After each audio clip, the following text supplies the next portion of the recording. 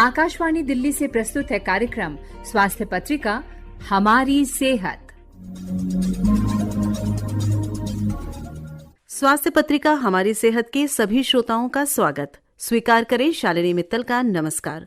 श्रोताओं, हर साल 10 अप्रैल को विश्व होम्योपैथी दिवस एक खास थीम के साथ सेलिब्रेट किया जाता है। इस साल यानी 2024 के लिए थीम है होम्यो परिवार एक स्वास्थ्य एक परिवार, यानी होम्यो परिवार वन हेल्थ वन फैमिली। विश्व होम्योपैथी दिवस मनाने का मुख्य उद्देश्य चिकित्सा की इस प्रणाली के बारे में लोगों को जागरूक करना है, जिससे ज्यादा से ज्यादा लोगों को इसका लाभ मिल सके। केंद्रीय आयुर्वेदीय विज्ञान अनुसंधान परिषद भारत सरकार के आयुष मंत्रालय के अधीन एक स्वायत्त शासी निकाय है। ये भारत में आयुर्वेद चिकित्सा पद्धति में वैज्ञानिक विधि से शोध कार्य और संबंधित कार्य का निष्पादन करता है।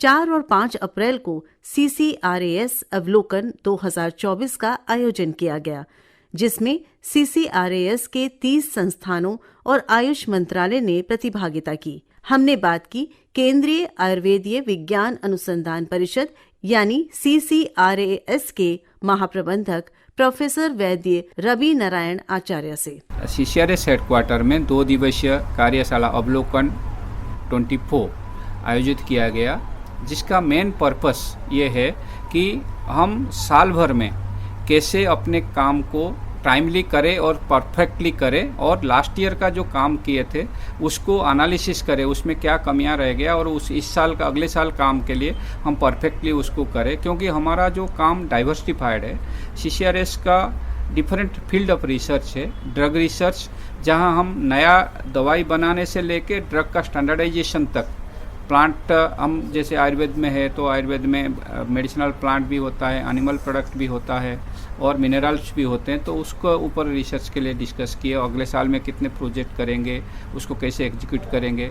और हम डिफरेंट क्लिनिकल स्टडीज अपने आप करते हैं, अपने इंट्रामुरल अपने 30 सेंटर है वहाँ पे भी काम करते हैं, लेकिन हम कोलैबोरेटिव रिसर्च भी ज़्यादा अभी कर रहे हैं। जैसे हम ministry of child and women development में और WCD में हम काम कर रहे हैं कि मिशन उत्कर्ष के साथ। तो मिशन उत्कर्ष में जहाँ एनीमिया प्रीडोमिनेंट डिस्ट्रिक्ट्स है, वहाँ पे हम आयुर्वेद दवाई दे के जो पॉपुलेशंस को ठीक करने का एक पब्लिक हेल्थ इनिशिएटिव शुरू किए हैं, उसको कैसे हम अगले साल बड़ा ह्यूज प्रोजेक्ट है तो उसको कैसे एग्जीक्यूट करेंगे। हम मिनिस्ट्री ऑफ ट्राइबल अफेयर्स के साथ मिलके एकलव्य स्कूल पे सिकल सेल एनीमिया को ट्रेस कर रहे हैं, और उसके साथ उसके जो माल नरिशमेंट है उसको हम आयुर्वेदिक वे पे मैनेजमेंट करने के लिए जो हमारा अप्रूव्ड एस्टैब्लिश्ड ड्रग है उसके साथ पान कर रहे हैं। हम यहाँ पे हमारा एक नेशनल इंस्टीट्यूट है मेडिकल हेरिटेज हैदराबाद में, जहाँ हम भारतवर्ष से विभिन्न मैन्युस्क्रिप्ट को कलेक्शन करते हैं, उसको एडिट करते हैं, उसको पब्लिश करते हैं। तो इस साल हमने 130 करीब मैन्युस्क्रिप्ट नया कलेक्शन किए, उसको अगले साल हम कैसे एडिट करेंगे, कैसे उसको प्लान किए। हमारा एक प्रोजेक्ट हमने शुरू करेंगे औषध अरण्य, कैसे कम समय में ज़्यादा घना जंगल बना सके औषधीय पौधों पर। एक Miyawaki way of cultivation of medicinal plants के लिए हमने प्रोजेक्ट 5 हमारा हर्बल गार्डन है, पुणे, रानीखेत, लखनऊ, ऐसे हमारा 5 ईटानगर 5 बोटानिकल गार्डन्स है, उस पर हमने किया। उसको कैसे अगले सारे डिफरेंट स्कूल में, डिफरेंट कॉलेजेस में, डिफरेंट आयुर्वेद कॉलेजेस में उस गार्डन का स्कीम को वहाँ इम्प्लीमेंट करेंगे, उसके लिए करेंगे।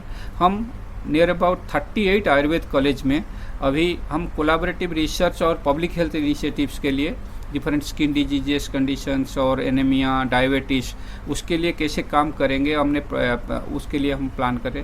सो all our activities to be conducted and how to be conducted in a systematic way, उसके ऊपर चर्चा कर रहे हैं अभी। बहुत सारा कार्य हो रहा है, हमें सिर्फ लोगों को बताना है कि ये कार्य आप लोग कैसे कर रहे हैं, और बहुत बहुत शुभकामनाएं आकाशवाणी की तरफ से कि इस आप मिशन में कामयाब हों। भारत में हमारा 30 सेंटर है और एस्टैब्लिश लैबोरेटरीज भी हैं इस 30 सेंटर के अंडर, और 25 हमारा ऐसा संस्था है जहां हमारा क्लिनिकल यूनिट है, हॉस्पिटल्स हैं और OPD और IPD बोथ फैसिलिटीज है, जो पंचकर्म थेरापी है और क्षारसूत्र, डिफरेंट इसी सब आयुर्वेद उपचार से जैसे साइंटिफिक वे में ट्रीटमेंट कर सकते हैं लोग, उसको फ़ायदा लेना चाहिए, ये हमारा मुख्य मकसद है। बहुत बहुत धन्यवाद हमसे बात करने के लिए।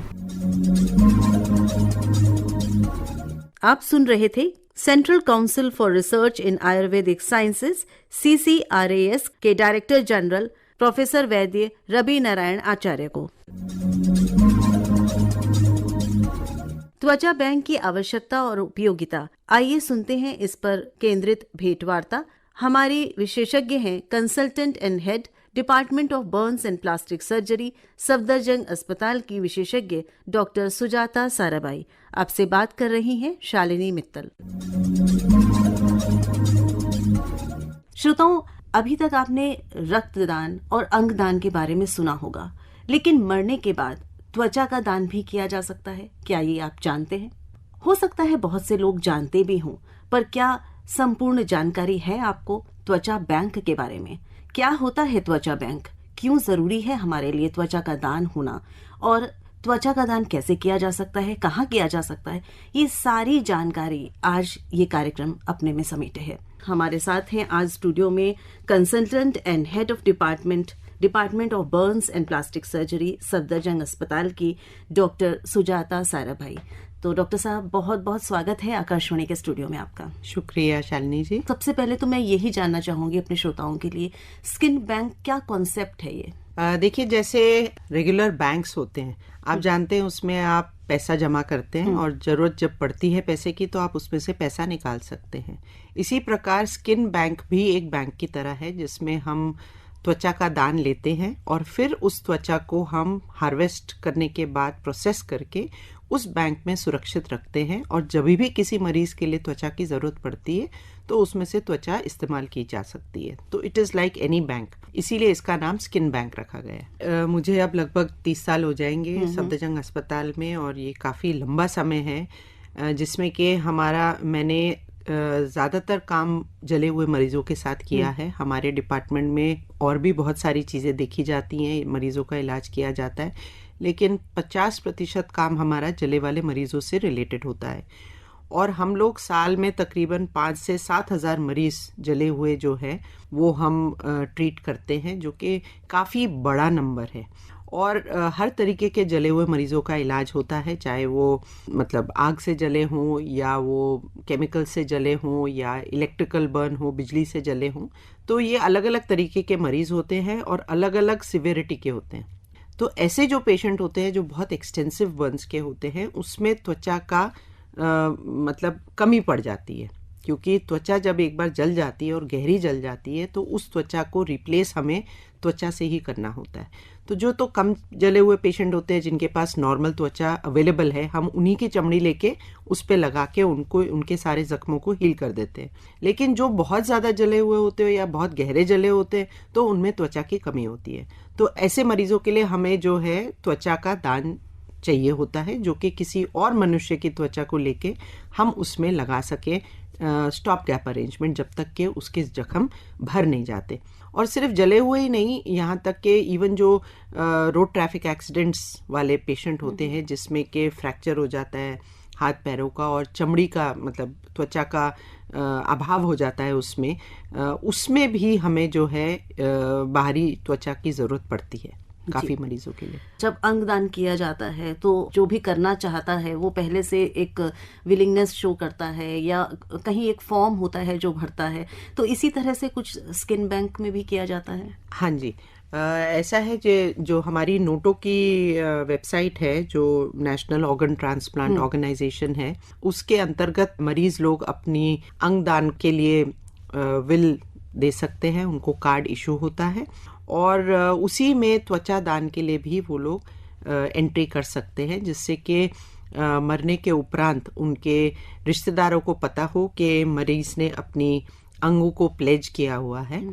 और देखिए, आपको हृदय, जिगर, फेफड़े, ये सब के दान, कॉर्निया का दान, इसके बारे में तो पता है, लेकिन कमाल की बात यह है कि जो हमारे शरीर का सबसे बड़ा अंग है, सबसे बड़ी जो ऑर्गन है, वो त्वचा ही है, स्किन ही है, उसके दान के बारे में लोगों को ज्यादातर नॉलेज नहीं होती है। बिल्कुल सही कहा आपने। और आज इस कार्यक्रम को करने का हमारा मकसद यही है कि हम ये बात अपने श्रोताओं तक पहुंचा पाएं। तो कितने समय तक मृत्यु के बाद इसको लिया जा सकता है? देखिए, इंसान की मृत्यु के 6 घंटे तक हम लोग कंफर्टेबली त्वचा को, स्किन को ले सकते हैं। लेकिन अगर ठंड का मौसम है या अगर बॉडी को रेफ्रिजरेट करके रखा हुआ है प्रॉपरली, तब हम 12 घंटे तक, ज़्यादा से ज़्यादा बहुत ठंडा हो तो 15 घंटे तक हम लोग त्वचा का दान ले सकते हैं। तो ये जो जैसे आंख का दान जब होता है तो घर पे ही टीम आती है और वो उसको लेकर जाती है, तो इसी तरह से क्या इसमें टीम घर पर आती है कि हॉस्पिटल में ही ये दान किया जा सकता है? नहीं, त्वचा का दान भी कॉर्निया के दान की तरह ही है। जैसे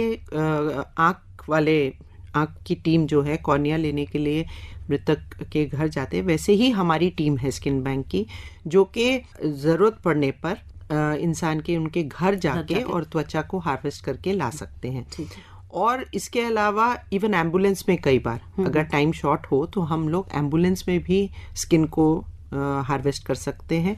अगर अस्पताल में ही किसी की मौत हुई है तो मृत्यु के बाद उनका जो स्किन का त्वचा का दान है वो हॉस्पिटल में भी हम लोग ले लेते हैं। हमारे पास फैसिलिटी है, एरिया है जो कि इसके लिए ईयरमार्क्ड है, जहाँ पे कि हम त्वचा का दान लेते हैं। ऐसा भी हो सकता है कि कोई ना कर सके त्वचा दान? हाँ जी, बिल्कुल। देखिए, वैसे तो कोई भी इंसान 18 साल की उम्र के बाद एलिजिबल होता है, मरने के बाद स्किन दान दे सकता है, लेकिन मतलब इवन 100 साल का मनुष्य आदमी जो है वो दे सकता है, कोई भी दे सकता है। उम्र की लिमिट नहीं है, अपर लिमिट नहीं है, लेकिन ज्यादातर हम लोग 70-75 साल की उम्र तक ही त्वचा का दान लेते हैं, क्योंकि स्किन की कंडीशन पे डिपेंड करता है। जैसे जैसे इंसान बूढ़ा होता है त्वचा में चेंजेस आते हैं, तो अगर त्वचा बहुत अच्छी नहीं है तो फिर बहुत ज़्यादा जो बूढ़े इंसान हैं उनसे हम लोग मृतक शरीर से उनके त्वचा दान नहीं लेते हैं।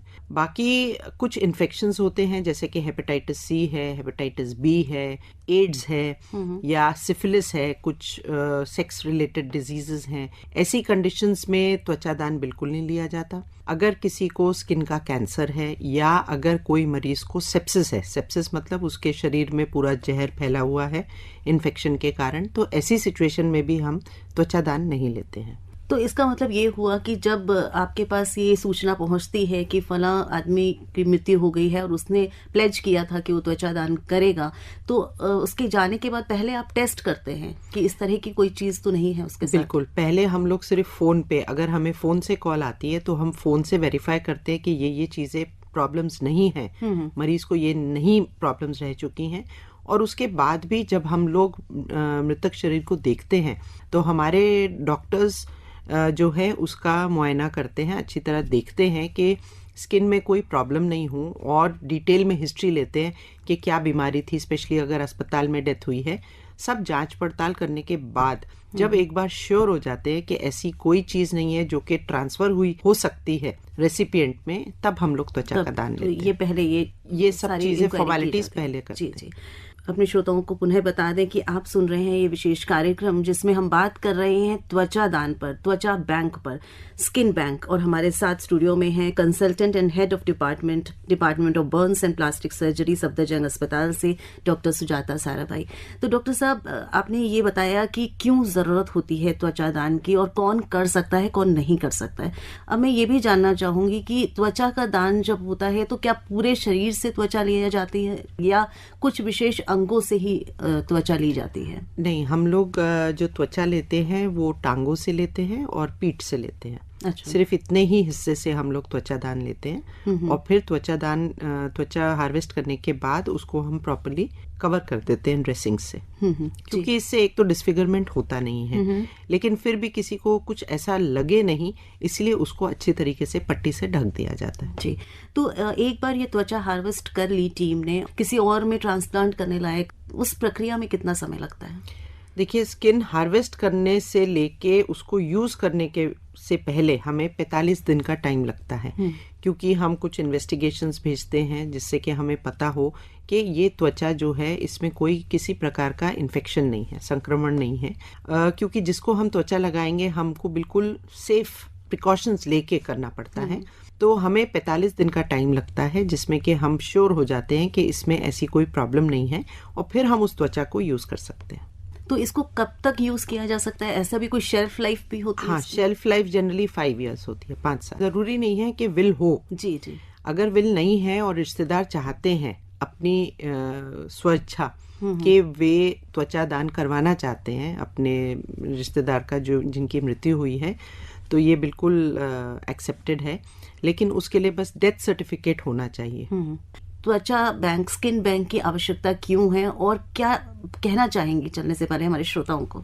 देखिए, स्किन बैंक मैंने आपको बता दिया कि त्वचा की ज़रूरत क्यों है, और इसीलिए स्किन बैंक्स किस लिए ज़रूरी हैं हमारे लिए, कि ज़्यादा से ज़्यादा हम लोग स्किन बैंक अपने देश में शुरू करें। और आपको ये जान के आश्चर्य होगा कि हमारे यहाँ जो स्किन बैंक है, हमारे पूरे भारत में केवल अभी 26 स्किन बैंक है, और 26 स्किन बैंक में से ज़्यादातर मेजॉरिटी जो है वो दक्षिण भारत में है। उत्तर भारत में स्किन बैंक्स बहुत ही गिने चुने हैं। काफ़ी विस्तार से आपने बताया कि क्यों इसकी ज़रूरत है और त्वचा बैंक क्या होता है। और आप ये भी कह रहे थे कि जब त्वचा लगाई जाती है या डोनेटेड लगाई जाती है तो बहुत रिकवरी फास्ट होती है पेशेंट की, कंपेयर टू कि उसी की स्किन लगाई जाए। हाँ, बिल्कुल, क्योंकि जब भी हम त्वचा लगाते हैं तो जो एक तो दर्द ख़त्म हो जाता है मरीज़ का, दूसरा जो फ्लूइड लॉस है, इलेक्ट्रोलाइट लॉस है, वो सब कम हो जाता है।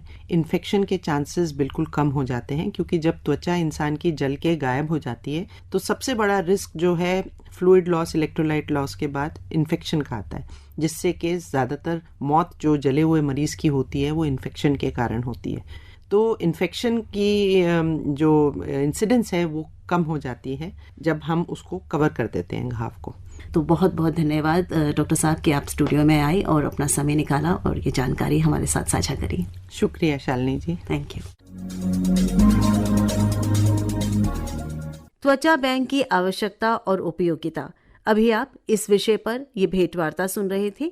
विशेषज्ञ थी consultant and head department of Burns and plastic surgery Safdarjung अस्पताल की डॉक्टर सुजाता साराभाई। आपसे बात की शालिनी मित्तल ने। प्रतिवर्ष 11 अप्रैल होता है राष्ट्रीय सुरक्षित मातृत्व दिवस। इसका उद्देश्य मातृ स्वास्थ्य और देखभाल के महत्व के बारे में जागरूकता फैलाना है। आइए इस विषय पर सुनते हैं professor doctor Renuka Malik, senior consultant obstetrics and gynaecology, Atal Bihari Vajpayee institute of medical sciences and doctor RML hospital का संदेश। 11 अप्रैल का दिन, ये दिन भारत में मातृ सुरक्षा दिवस यानी सेफ मदरहुड डे के रूप में मनाया जाता है। इस दिन की महत्वता एक और भी है। ये दिन हमारे राष्ट्रपिता महात्मा गांधी की धर्मपत्नी आदरणीय बा, जो एक स्वरूपी माँ के रूप में थी, उनका जन्मदिन भी है। भारत ये पहला देश है जो इस दिवस को 2003 से मना रहा है। इसका उद्देश्य गर्भवती महिलाओं को गर्भ से उठती हुई बीमारियों की और एक सुरक्षित गर्भ की व्यवस्था की तरफ जागरूकता फैलाना है। ये दिवस भारत की गर्भवती महिलाओं को समर्पित है। गर्भ के दौरान सुरक्षा के 4 स्तंभ यानी पिलर्स होते हैं। एक, प्रसवपूर्व देखभाल, एंटीनेटल केयर, प्रसूति देखभाल, डिलीवरी केयर, परिवार नियोजन, फैमिली प्लानिंग और गर्भपात सेवा, अबॉर्शन सर्विसेज। गर्भ के दौरान कई समस्याएं उत्पन्न होती हैं और कुछ छोटी बीमारियां बढ़ जाती हैं। एनीमिया यानी खून की कमी होना, डायबिटीज, मधुरोग, क्रॉनिक डिसऑर्डर्स जो पुरानी बीमारी हैं, इन सब के बारे में, उपचार के बारे में और एक संस्थागत प्रसव यानी इंस्टीट्यूशनल डिलीवरी की तरफ गर्भवती महिलाओं की जागरूकता प्रचार करने के लिए यही इसी दिवस का उद्देश्य है। सभी बहनों को मेरी तरफ से इस महत्वपूर्ण दिवस की ढेर सारी शुभकामनाएं। आशा करती हूँ कि हम सब मिलकर अपने देश को एक स्वस्थ देश के रूप में रखेंगे और देश में स्वास्थ्य एवं सुरक्षित गर्भावस्था की ओर बढ़ावा देंगे और इस दिशा में काम करेंगे। धन्यवाद। ये थी professor doctor Renuka Malik, senior consultant, Atal Bihari Vajpayee institute of medical sciences and RML hospital से। श्रोताओं, एनीमिया शरीर में लाल रक्त कोशिकाओं की कमी या खराब लाल रक्त कोशिकाओं के कारण होता है। इसके कारण शरीर के अंगों में ऑक्सीजन पहुंचने में कमी आती है। गर्भवती महिलाओं में एनीमिया की समस्या। आइए सुनते हैं इस विषय पर भेंटवार्ता। विशेषज्ञ हैं डॉक्टर ज्योत्सना सूरी। आप प्रोफेसर एंड कंसल्टेंट हैं department of obstetrics and gynaecology Safdarjung hospital में। डॉक्टर साहब, बहुत बहुत स्वागत है आपका आकाशवाणी के स्टूडियोज में। थैंक यू शालिनी जी। भारत की अगर हम बात करते हैं तो क्या स्थिति है, एनीमिया कितना है भारत में? भारत के जो लेटेस्ट स्टैटिस्टिक्स बताते हैं कि अगर हम सिर्फ गर्भवती महिलाओं को लें तो अराउंड 50%, 50% महिलाओं को, गर्भवती महिलाओं को अनीमिया की प्रॉब्लम है। यानी बहुत आम समस्या है। तो और होता क्यों है? एनीमिया क्या है एक्चुअली? हाँ जी, तो ये अनीमिया होता है जैसे कि आपने बताया कि खून में हीमोग्लोबिन की मात्रा कम हो जाती है। तो ये हो सकता है कि सबसे आम वजह इसकी होती है जब न्यूट्रिशनल अनीमिया, जो हम बोलते हैं कि हमारे खान पान में जो तत्व होने चाहिए इम्पोर्टेंट, जैसे कि आयरन है, प्रोटीन्स है, विटामिन B12 है, फोलिक एसिड है, इनकी कमी होती है तो ये हीमोग्लोबिन हमारे शरीर में कम बनता है। तो काफी सारी वजहें हैं, बट हमारा ज्यादा फोकस आई थिंक जब हम प्रेग्नेंट वुमेन की बात करते हैं तो उसमें हमारा होता है कि न्यूट्रिशनल अनीमिया। प्रेग्नेंट वुमेन में सबसे ज्यादा कॉमन जो है वो है आयरन डेफिशिएंसी अनीमिया, जैसे कि जो खाने के लोहे जो होता है, लोहे की कमी होती है, तो वो उसका अनीमिया सबसे कॉमन देखा गया। जी, तो डॉक्टर साहब, जैसे एक महिला गर्भवती होती है, उसे पता लगता है कि उसको गर्भ ठहर गया है, तो कहा जाता है सबसे पहले जाओ डॉक्टर को दिखाओ, एक जनरल चेकअप कराओ। तो उस चेकअप में क्या ये किया जाता है, एनीमिया या हीमोग्लोबिन का टेस्ट मैंडेटरी करते हैं आप लोग? बिल्कुल, हीमोग्लोबिन टेस्ट बिल्कुल इंटीग्रल पार्ट है एक एंटीनेटल, जो हमारी महिला आती है प्रेग्नेंट वुमेन, उनका एंटीनेटल चेकअप होता है। और कौन कौन से टेस्ट होते हैं जो आप रेगुलर बेसिस पे कराते हैं?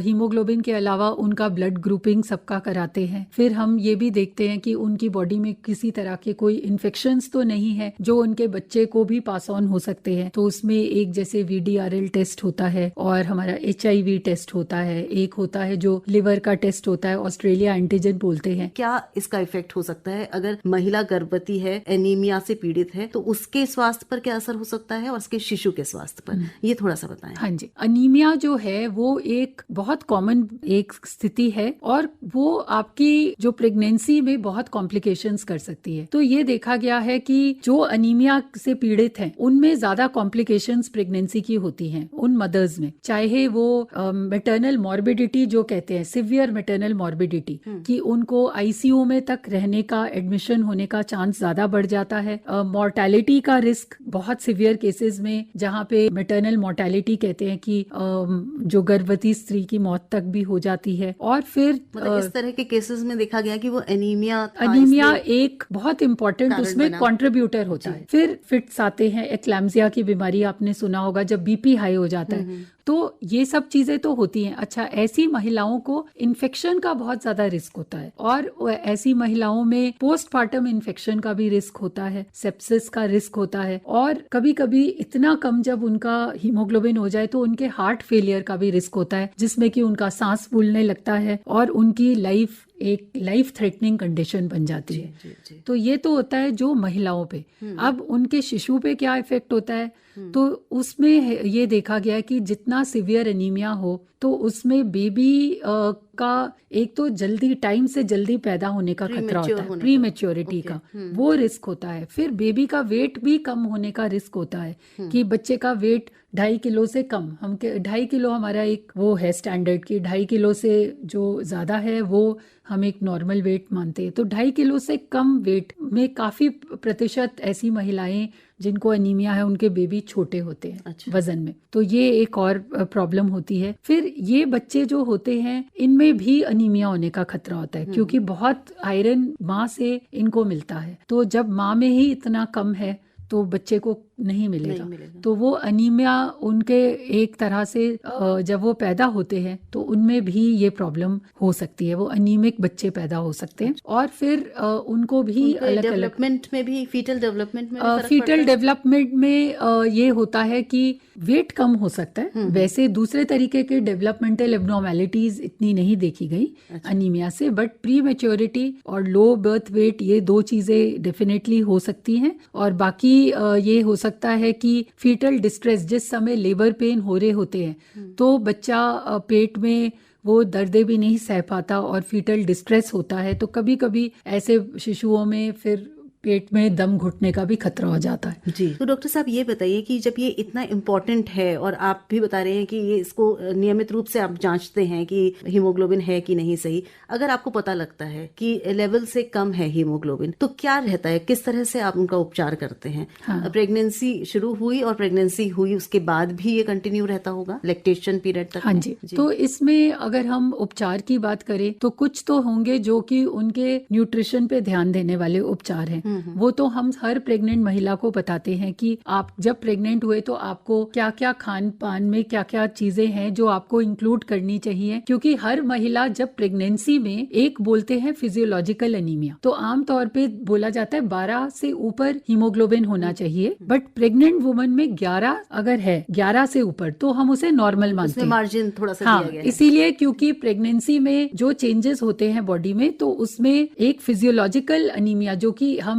एक एक्सेप्ट करते हैं कि इतना हमारे लिए नॉर्मल है, तो 11 को हम एक लिमिट मानते हैं, 11 के ऊपर हम नॉर्मल मानते हैं, उसके नीचे अनीमिया होता है। तो हम हर प्रेग्नेंट वुमन को कहते हैं कि आपको खान पान में क्या क्या चीजें लेनी है। तो जो आयरन रिच फूड्स हैं, जो नॉनवेज खाते हैं उनमें तो हाँ फिश खाइए, चिकन खाइए, थोड़ा वीक में 2 to 3 टाइम्स अगर नॉनवेज वो खाते हैं, वो अच्छा सोर्स ऑफ हीमोग्लोबिन है। बाकी वेजिटेबल्स, ग्रीन लीफी वेजिटेबल्स हैं जिसमें कि पालक है, मेथी है, साग है, ये सारी सब्जियां, हरी सब्जियां हैं, ये सब अपनी डाइट में जरूर इंक्लूड कीजिए। और पल्सेस हैं, सीरियल्स हैं, जैसे होल व्हीट आटा है, ओट्स है, रागी है, सीरियल, और जैसे बंगाल ग्राम है, जो काले चने हैं, दालें हैं, इन सब में प्रोटीन और आयरन भी देखा जाता है। और जैसे एक सिंपल जैगरी और पीनट्स का कॉम्बिनेशन जो आप कहते हैं ना, चिक्की, तो वो एक जैसे लो रिसोर्स कंट्रीज में और जहाँ पे हमारे जैसे गवर्नमेंट हॉस्पिटल है हमारा, तो हमारी पेशेंट्स बहुत ज्यादा जैसे नट्स वगैरह नहीं अफोर्ड कर सकते, तो ये भी